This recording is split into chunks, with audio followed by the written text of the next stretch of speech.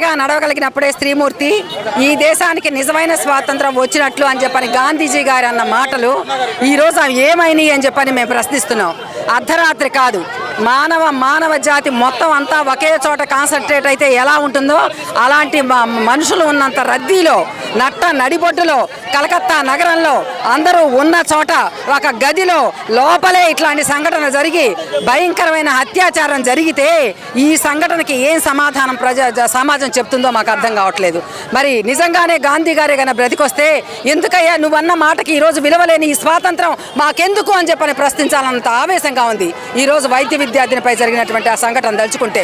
అందుకనే ఆడపిల్లలు పారా హుషార్, మీ జాగ్రత్తను మీరు తీసుకోవాలి. ఎవరో వస్తారని ఏదో చేస్తారని ఆశించి మాత్రం ఎట్టి పరిస్థితుల్లో ఉండొద్దు, జాగ్రత్తగా ఉండండి. అదే సందర్భంలో మేము ఒకటే కోరుతున్నాం మా మమతా బెనర్జీ గారి ప్రభుత్వాన్ని, ఖచ్చితంగా వెంటనే దోషులకు సత్వరంగా శిక్ష పడాలి, మౌమిత కుటుంబానికి న్యాయం జరగాలి. ప్రజల్లో సమాజంలో వచ్చినటువంటి భయాహమైన వాతావరణం పోవాలి అంటే ఖచ్చితంగా సైక్రియాటిక్ సెంటర్స్ అన్నీ కూడా ఎక్కడికక్కడంతా కూడా ఏర్పాటు చేయాలి. ప్రభుత్వం కనీసం మండలానికి ఒక సైక్రియాటిక్ సెంటర్ ఏర్పాటు చేయాలి అని చెప్పి డిమాండ్ చేస్తూ నవ్యాంధ్ర చిత్ర సంఘం తరఫున ఆ అమ్మాయికి నివాళులు అర్పిస్తూ ఆ కుటుంబానికి మా సానుభూతి తెలియజేస్తున్నాం. కలకత్తా నడిబొడ్డులో ఒక హాస్పిటల్లో మౌమిత అనే వైద్య విద్యార్థిని మరి ట్రీట్మెంట్ చేస్తూ ఆ హాస్పిటల్లో 36 గంటలు డ్యూటీలో ఉండి ఒక ప్లాన్ ప్రకారంగా రాజకీయ నాయకుల బిడ్డలు ఆ అమ్మాయిని మరి ఏదో ఒక రకంగా హింసించాలనే ఉద్దేశంతో 36 గంటలు ఏకదాటిగా డ్యూటీ చేయించి అలసిపోయి అలా పడుకోగలే 2 గంటల టైంలో మరి ఉన్మాదులు, మరి అసలు మానవత్వం లేని మూర్ఖులు వారి ఆ అమ్మాయి మీద దాడి చేసి హింసించి నీచంగా ఆ అమ్మాయిని హింసించి చంపేశారు. దుర్మార్గులు ఆడపిల్లల మీద ఇలాంటి అత్యాచారాల్ని మేము ఖండిస్తూ ఇంతమంది స్టూడెంట్స్ రోడ్డు మీదకు వచ్చాము. ఖచ్చితంగా రాబోయే రోజుల్లో ఇలాంటి సంఘటనలు జరగకుండా ఉండాలని మరి మేమందరం కూడా కోరుకుంటున్నాం. సంవత్సరాల తరబడి ఇలాంటి దారుణాలు జరుగుతూనే ఉన్నాయి. సంఘటనలు జరిగినప్పుడు 10 మందిని కలిసి 10 రాష్ట్రాల్లోనూ కొవ్వొత్తులు పట్టుకొని ర్యాలీలు చేస్తున్నాం, నిరసనలు తెలియజేస్తున్నాం. మహా అయితే నిందితులకి బ్యానర్లు వేసి దిష్టి బొమ్మలు దగ్ధం చేస్తున్నాము, బాధితులు బొమ్మలు పట్టుకుని వీధి తిరుగుతున్నాం తప్ప ఇప్పటి వరకు ఏ కేసులో కూడా ఎట్లాంటి శిక్షలు పడట్లేదు.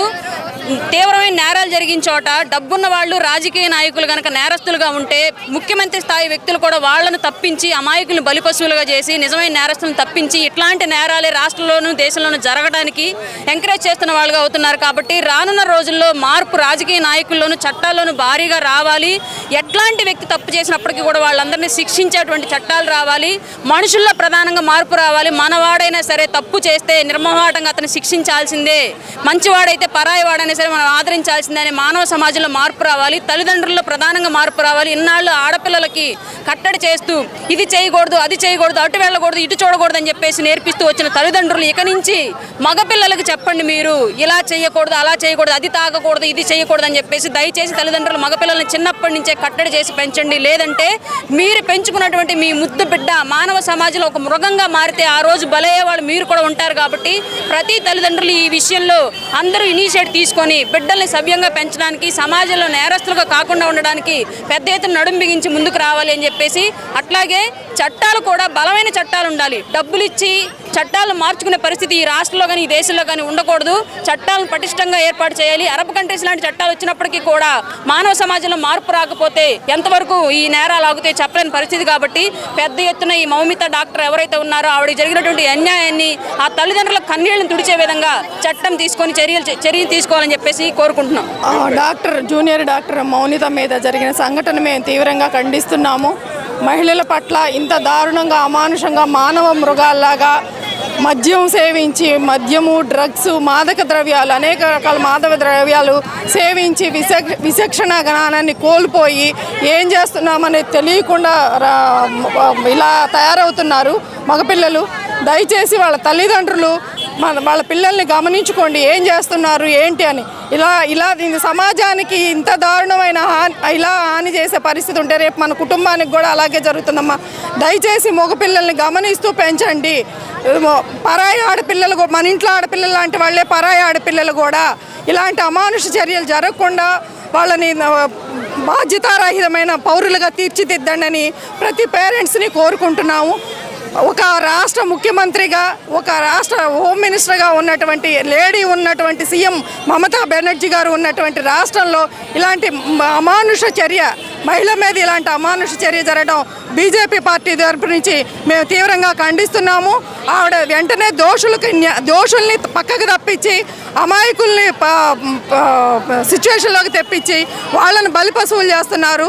పెద్దవాళ్ళ పిల్లలైనా చిన్నవాళ్ళ పిల్లలు అక్కడ తారతమ్యాలు కాదు, మనుషుల్లా మానవత్వంతో పెంచాలని కోరుతున్నాము. అలాంటి దుర్చర్యలు ప్రోత్సహించొద్దని నాయకులకు కూడా మేము చెప్తున్నాము. మమతా బెనర్జీ గారు ఈ విషయాన్ని తీవ్రంగా ఖండిస్తున్నాము. మీరు ఈ విషయాన్ని దోషులకి శిక్ష పడేలా చేయాలని మరీ మేము మనవి చేసుకుంటూ భారతీయ జనతా పార్టీ నుంచి సెలవు తీసుకుంటాం. కలకత్తాలో జరిగినటువంటి లేడీ డాక్టర్ అయిన అమ్మాయి మీద అత్యాచారం, అఘాయిత్యానికి పాల్పడిన వారి మీద కఠిన చర్యలు తీసుకోవాలని ఆ అమ్మాయికి సంఘీభావంగా ఈరోజు కొవ్వొత్తుల ర్యాలీ చేశాము. కలకత్తా పశ్చిమ బెంగాల్ ముఖ్యమంత్రి అయినటువంటి మమతా బెనర్జీ గారు మహిళా ముఖ్యమంత్రి అయ్యి కూడా మహిళల మీద దాడులు జరుగుతున్నా కూడా ఈ రోజుకి పట్టినట్టుగా ఉండటం చాలా శోచనీయంగా భావిస్తున్నాం, తీవ్రంగా ఖండిస్తున్నాం. మమతా బెనర్జీకి ఈ అమ్మాయి డాక్టర్ కూతురు వరుసగా ఉండే చిన్నమ్మాయి మీద కూడా దాడులు జరుగుతున్నా కూడా పట్టించుకోకపోవటం చాలా అన్యాయం.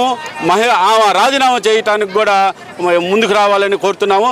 భారతదేశంలో చట్టాలు మారాలి. ముందు ఇటువంటి చట్టాలు లేడీస్ మీద అఘాయిత్యాలు జరిగినప్పుడు గల్ఫ్ కంట్రీస్, దుబాయ్ లాంటి చట్టాలు వస్తే కానీ ఇటువంటి అఘాయిత్యాలు ఆగుతాయి. ఇటు మానవ మృగాలు కూడా వెనక్కి తగ్గుతారు, వాళ్ళ మనసులు మారుతాయి. ఆడపిల్లలు కూడా ఒకళ్ళే ఉండకుండా ఎక్కడికైనా బయటికి వెళ్ళేటప్పుడు కానీ హాస్టల్లో కానీ వాళ్ళు సమూహంగా 4-5గా ఉండి యూనిటీగా ఉంటే ఇటువంటి అత్యాచారాలు జరగకుండా ఉంటాయని కూడా మా సలహా. దీన్ని కూడా ప్రతి మహిళా అమ్మ తల్లులు కూడా వాళ్ళ పిల్లలకి చెప్పి వాస్తవ పరిస్థితులు తెలియజెప్పి వాళ్ళని జాగ్రత్తగా ఉంచాలని కూడా పెద్దలు కూడా సలహా ఇవ్వాలని కోరుకుంటున్నాను. చేసిన వాళ్ళందరికీ శిక్ష పడాలి. ఎలాంటి శిక్ష వేయాలంటే ఇంకెప్పుడు అమ్మాయిల్ని చూస్తే అలా చెయ్యాలి అన్న భావం రాకుండా ఉండాలి. అమ్మాయిలందరూ ఫ్రీగా రోడ్ మీద తిరిగేలా చూడండి. న్యాయం చేయండి అక్కకి దయచేసి. వాళ్ళు చాలా బాధపడుతుంటారు కదా, వాళ్ళ పేరెంట్స్ ఎంత కష్టపడి చదివిస్తారు, అలా ఎలా చేస్తారు అమ్మాయిలకి. అక్కని అలా చేసిన ప్రతి ఒక్కరికి శిక్ష పడేలా చూడండి.